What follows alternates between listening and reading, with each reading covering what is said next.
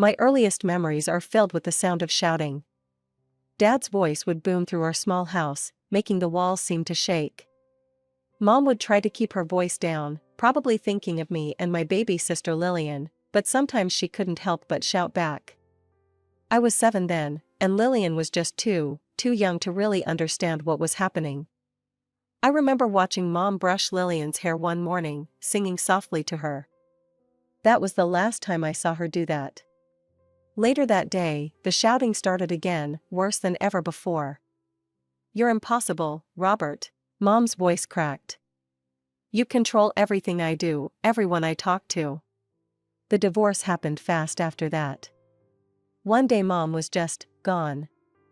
Dad told us she'd left us, that she'd chosen alcohol and other men over her own daughters. I was old enough to feel confused and betrayed, but young enough to believe him completely. It wasn't long before Dad brought Sarah home. She was younger than Mom, always smiling, and she clearly adored Lillian. My baby sister took to her immediately, calling her mommy within weeks. But I couldn't do it.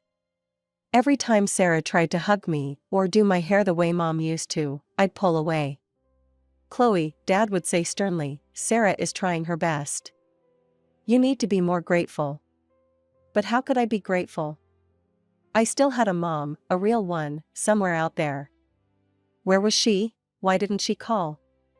Why didn't she fight to see us? These questions haunted me through my childhood, but I learned to keep them to myself. Sarah doted on Lillian, buying her pretty dresses and taking her to dance classes. I was invited too, but I always refused. I threw myself into books instead, spending hours in my room studying. It was easier than watching my sister build a relationship with my replacement mother. Years passed this way, with Lillian becoming more and more Sarah's daughter while I remained stubbornly on the outside. But I had a plan. I studied hard, knowing that education would be my ticket to freedom. While Lillian was being groomed to be the perfect daughter, I was plotting my escape through college applications and scholarship essays. Finally, at 18, I was free. College felt like breathing fresh air after being underwater for too long. My dorm room might have been tiny, but it was mine, no Sarah hovering, no dad dictating rules, no constant reminder of being the difficult daughter. I still came home during breaks, trying to maintain some connection with Lillian. During one of these visits, in my final year, I found her in her room, which looked like a princess's chamber, all pink and white, courtesy of Sarah's decorating obsession. "So, what are your plans after graduation?" I asked, settling into her window seat. "Have you thought about which colleges you might want to apply to?" Lillian was sprawled across her bed, perfectly manicured nails tapping away at her phone screen. "Oh, I'm not going to college," she said, as casually as if she were discussing the weather. "I'm getting married." I nearly choked on my coffee. "Married? You're not even 18 yet." "When did this happen?" "Sarah introduced me to Marcus last year." She finally looked up from her phone, her eyes sparkling. "His family owns that big real estate company downtown, you know, Preston Properties? They're loaded, Chloe. And he's absolutely perfect." "But what about your dreams? You used to talk about becoming a teacher," I reminded her, thinking of the little chalkboard she'd had as a kid. Lillian waved her hand dismissively. "That was just kid stuff. Sarah says I don't need college anyway. She believes a woman's real purpose is to create a family and have children. Why waste time with degrees when I can start my real life now?" I gripped my coffee mug tighter, fighting the urge to launch into a lecture about feminism and independence. "Just think carefully about what you really want, Lil. Not what Sarah wants, not what Marcus wants. What you want." "I know what I want," she rolled her eyes. "Not everyone needs to be a career woman like you." The way she said it, like being a career woman was some kind of character flaw, made my stomach twist. But I stayed quiet. After all, it was her life to live. After graduation, I found a nice apartment across town and started working as a remote accountant. The job wasn't glamorous, but it paid well enough and gave me the independence I craved. Meanwhile, Lillian married Marcus in a lavish ceremony that Sarah orchestrated down to the last crystal champagne flute.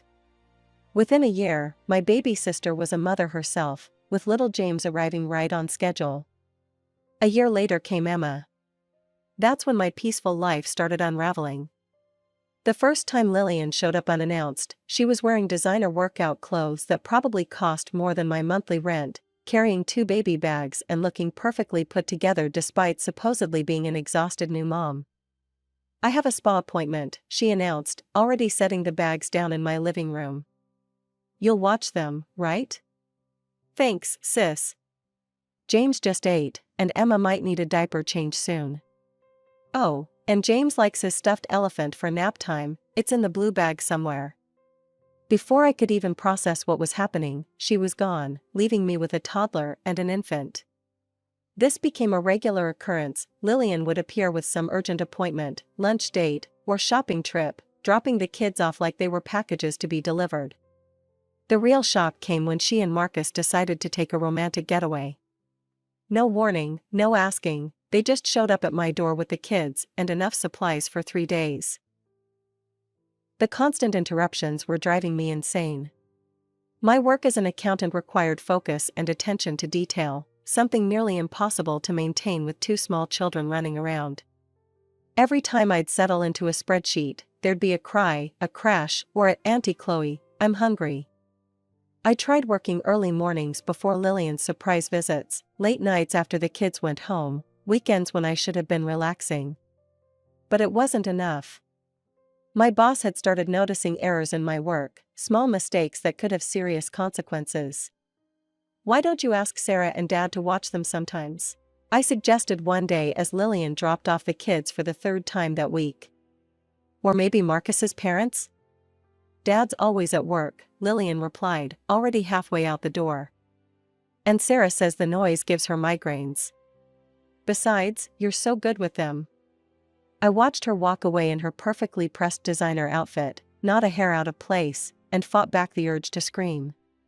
She couldn't handle them alone all day, but somehow I was supposed to handle them while working a full-time job?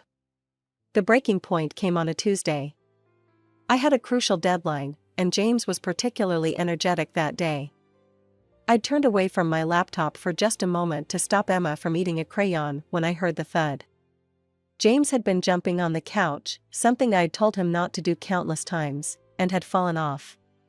He seemed fine at first, but by the time Lillian came to pick them up, an angry purple bruise had spread across his shin.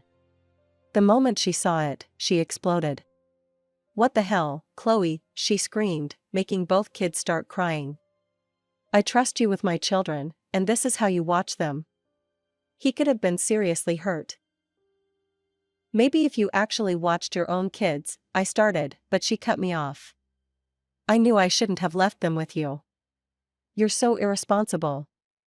What were you doing, too busy with your precious spreadsheets, to keep my son safe?" Something in me snapped. Years of resentment, of being taken for granted, of being expected to put my life on hold for everyone else's convenience, it all came pouring out. "Get out," I said, my voice deadly quiet. "Take your kids and get out of my apartment." "Excuse me? I'm done being your free babysitter. I have a job, Lillian. A real job that pays my bills. I can't keep dropping everything because you need a spa day or lunch with your friends. Hire a professional babysitter." I practically pushed them into the hallway, ignoring Lillian's shocked expression and the kids' confused tears. The moment the door closed, my phone started ringing. "Dad. What the hell do you think you're doing?" he roared before I could even say hello. "Your sister is crying her eyes out. How dare you treat her this way? If she doesn't like how I watch her kids, she can watch them herself," I shot back. "You will apologize to your sister immediately. This kind of behavior is unacceptable." "Unacceptable? What's unacceptable is dumping your kids on someone without warning and then getting mad when they can't provide professional childcare while working full-time. Listen here, young lady," his voice dropped to that dangerous tone I remembered from childhood. "If you don't start showing more respect to your sister and treating your family better, you can forget about your inheritance." I'll leave everything to Lillian. After this threat, I knew I needed to handle things differently. The constant tension wasn't good for anyone, especially the kids. So I swallowed my pride and called Lillian. "Hey," I said when she answered, my voice carefully neutral. "Can we talk?" "I was going to call you actually," she replied, sounding surprisingly calm. "I might have overreacted a bit yesterday." We met for coffee at a neutral location, the small cafe halfway between our apartments.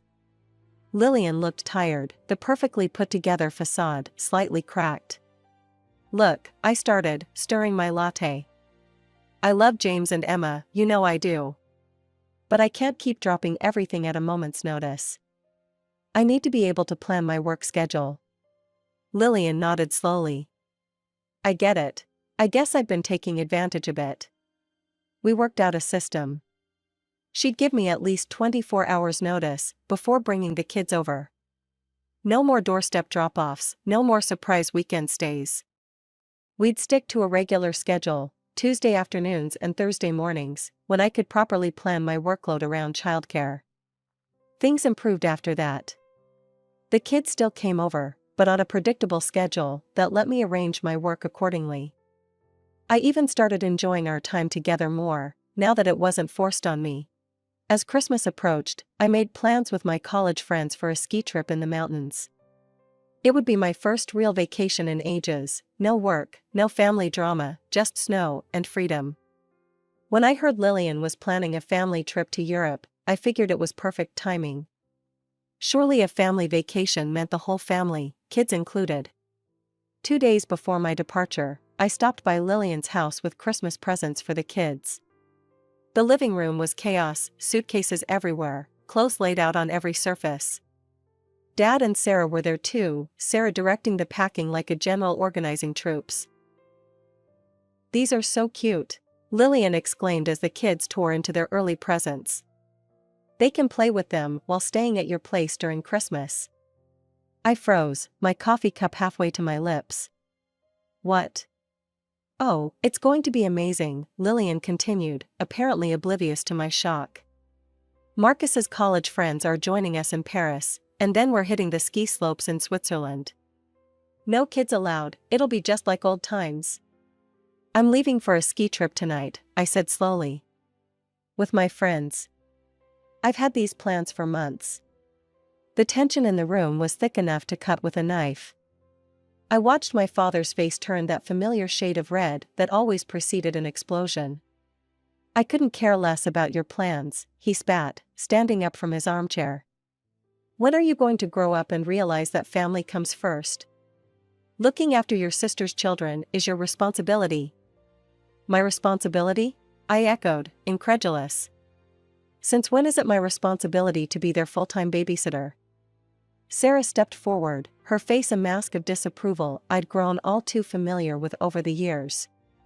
"Chloe, you can't just put your selfish desires above family plans. What were you thinking, making vacation arrangements without consulting any of us? That's not how family works." I let out a harsh laugh. "Consulting you? That's rich. Did any of you consult me before planning your European vacation? Did anyone even think to ask if I was available to watch the kids?" "We shouldn't have to ask," Lillian chimed in, bouncing Emma on her hip. "You're their aunt. Then why don't you ask their grandmother?" I gestured toward Sarah. "She's family too, isn't she?" Sarah's perfectly maintained expression cracked slightly. "Don't be ridiculous. I can't possibly watch them, it's far too demanding at my age. Besides," she smoothed her designer blouse, "your father and I are going on the trip too." "Of course you are," I muttered. "So everyone gets a vacation except me?" "That's enough," Dad roared, making Emma start crying. "I've had it with your attitude, young lady. You've been difficult since you were a child, but this is the last straw. If you can't put family first, then maybe you don't deserve to be part of this family's future.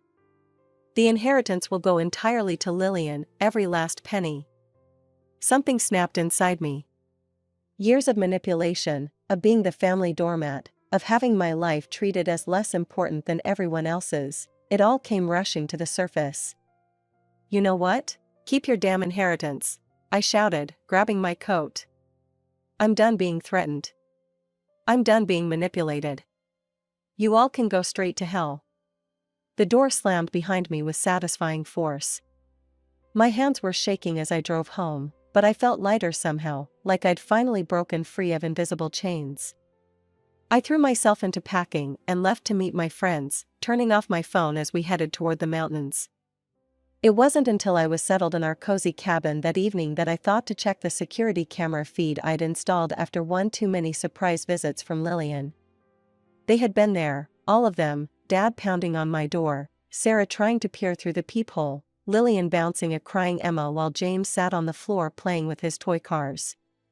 They had stayed for hours, alternating between pleading and threatening, clearly unable to process that I'd actually chosen myself over their demands for once.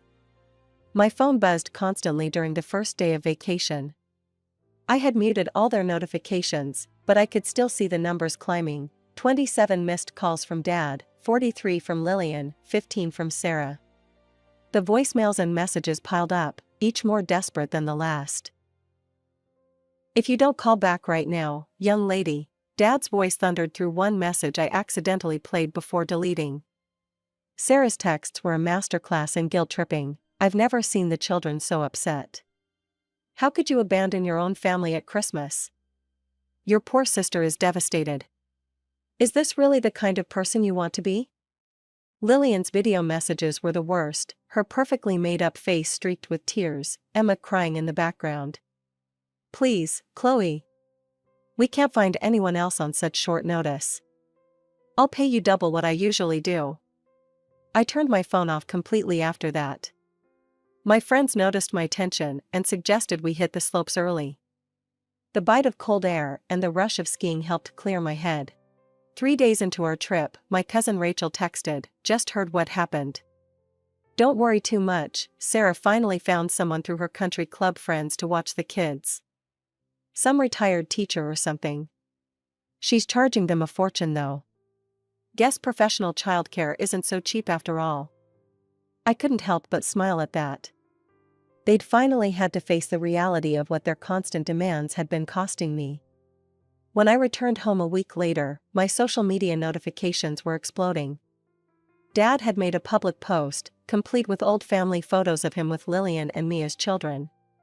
It pains me to write this, but today I officially disown my eldest daughter, Chloe. She has betrayed not only me but our entire family, abandoning her sister and young niece and nephew at Christmas to pursue her own selfish desires. A true daughter would never put her own wishes above her family's needs. From this day forward, all my property and assets will go to my younger daughter Lillian, who understands the true meaning of family loyalty. Chloe is no longer welcome in our home or our lives. The post had hundreds of reactions, mostly from Dad's business associates and church friends offering sympathy and condemning my selfishness. Sarah had shared it with additional commentary about ungrateful children and modern values destroying family bonds. I stared at the screen for a long moment, then closed the app without liking, commenting, or sharing. Let them have their public meltdown. I had work to do, and for the first time in years, a quiet apartment all to myself. A week after Dad's dramatic social media announcement, I received a message that made my heart stop. The notification simply read, "Catherine Mitchell wants to connect with you." My mother's name appearing on my screen like a ghost from the past. Her message was long, carefully worded. "Chloe, I saw your father's post. I know it's been many years, and I have so much to explain. Would you be willing to meet with me? I understand if you don't want to, but please know that I've never stopped thinking about you and Lillian." My hand shook as I read the rest. She'd been following our lives through social media all these years: my college graduation, Lillian's wedding, the birth of my niece and nephew. She'd been there, watching from a distance, unable to reach out. I agreed to meet her at a quiet cafe across town. Walking in, I spotted her immediately. She looked older than in my memories, of course, but her eyes were the same. When she hugged me, I caught the faintest whiff of the lavender perfume she used to wear when I was little. I'm so sorry, Chloe, she said as we sat down. I know an apology can't make up for all these years, but you need to know the truth. The story she told made me feel sick. Dad had been systematically keeping her away from us, all while painting himself as the victim. He'd send her photos and videos of us with Sarah, birthday parties, school events, family vacations, along with messages about how happy we were with our real mother. Look how well they're doing, he'd write. Sarah is such a wonderful mother to them. They don't even remember you anymore. Why would you want to disrupt their lives now? She pulled out her phone, showing me years of messages from Dad, each one more manipulative than the last. The girls call Sarah Mom now. It would only confuse them if you tried to come back into their lives. Chloe's doing so well in school. Sarah helps her with all her homework. She's forgotten all about you. Lillian asked why she doesn't look like her mommy Sarah. We told her she takes after her daddy. She's so happy with that answer. Don't ruin it for her. But the biggest revelation was about money. Mom had been sending substantial alimony payments all these years, thanks to her successful career as a corporate lawyer and her marriage to a wealthy businessman. Your father and I had an agreement, she said, stirring her untouched coffee. All the alimony I paid for you was supposed to be given to you when you turned 18. It was enough to buy you a small apartment, give you a start in life. He promised me he'd tell you about it. I thought about all the times Dad had dangled his inheritance over my head, using it to control me. All those years, he'd been threatening to withhold money that wasn't even his to begin with, money that had come from the mother he'd told me had abandoned us. That night, I sat at my computer, fingers hovering over the keyboard. Then I started typing. In response to my father's recent post about disowning me, I feel compelled to share some truths that have recently come to light. For years, I believed what my father told me about my mother, that she abandoned us, that she didn't want us, that she chose alcohol and other men over her daughters. I believed him when he said we were better off without her. Today, I learned that every word was a lie. My mother never abandoned us.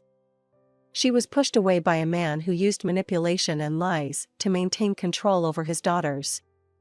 While he painted himself as our savior, he was secretly receiving substantial alimony payments from our mother, money that was meant to be given to me when I turned 18.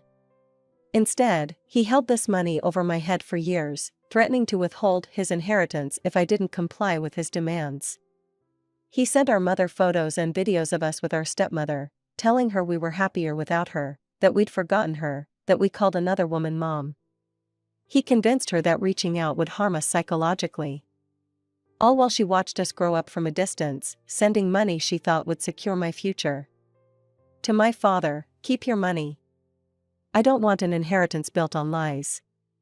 I don't want anything from a man who could so cruelly separate children from their mother for his own benefit. To those who commented on his post about family loyalty, you don't know the whole story. You never did. The responses came flooding in immediately. Relatives I hadn't heard from in years expressed their shock and disgust. Old family friends reached out with stories of their own about Dad's controlling behavior. Several of Dad's business associates quietly unfriended him. Dad's message came late that night, Chloe, you've misunderstood everything. I was only trying to protect you girls. If you'll let me explain. I blocked him without reading the rest. Sarah tried calling next, then Lillian. I blocked them too. It hurt to cut off my sister, but watching her turn into a mirror image of our father hurt more. Her sense of entitlement, her manipulation, her absolute certainty that she was always right, she'd learned well from him. Mom helped me find an apartment in her neighborhood, insisting on buying it outright. Now, 6 months later, we have dinner together 3 times a week. She tells me stories about my early childhood, fills in the blank spaces in my memory. Sometimes we look through her old photos, ones I'd never seen before, of her holding me as a baby, teaching me to walk, reading to me and Lillian. Do you think you'll ever speak to Lillian again? Mom asked me recently. I thought about my sister, about how thoroughly Dad had shaped her into his image. Maybe someday, I said. If she ever learns to think for herself. but I'm not holding my breath. For now, I'm focused on rebuilding my relationship with my mother, making up for all those lost years. I'm learning that family isn't about obligation or control or threats. It's about love, respect, and truth, qualities I never found in my father's house, but discover every day with my mom. Sometimes I still get messages from flying monkeys, Dad's friends, church members, distant relatives who think I should forgive and forget. I delete them all. I've spent enough years living under the weight of other people's expectations. I'm finally free.